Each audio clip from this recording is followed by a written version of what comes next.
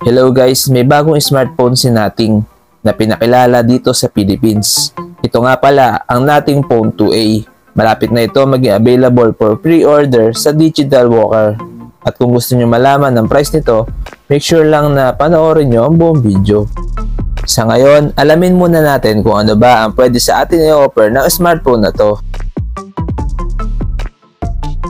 Meron nga pala siyang 6.7-inch Full HD Plus AMOLED display with 1080 by 2412 pixel resolution. May 120Hz refresh rate at may 240Hz touch sampling rate. Meron siyang 1300 nits peak of brightness with 2160Hz PWM dimming and HDR10+.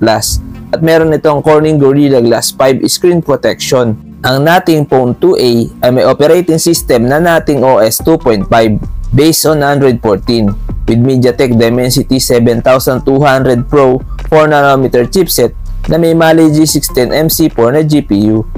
Ang smartphone na to ay may 8 or 12GB of RAM plus 8GB extended RAM with 128 or 256GB of internal storage at ito ay non-expandable. Ang Nating Phone 2A ay may dual rear camera setup with 50MP main camera with OIS plus 50MP ultra-wide camera with LED flash at may up to 4K video recording.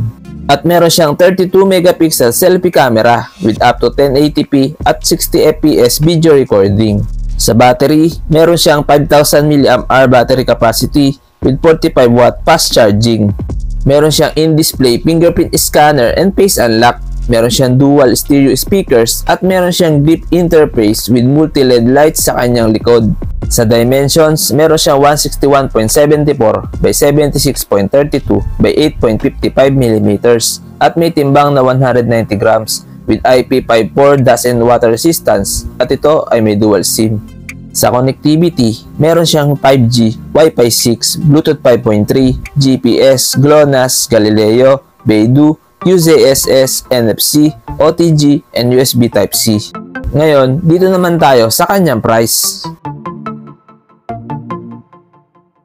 Ang official price ng Nating Phone 2A ay 18,990 pesos para sa 8 plus 128GB na variant at 20,990 pesos naman para sa 12 plus 256GB na variant.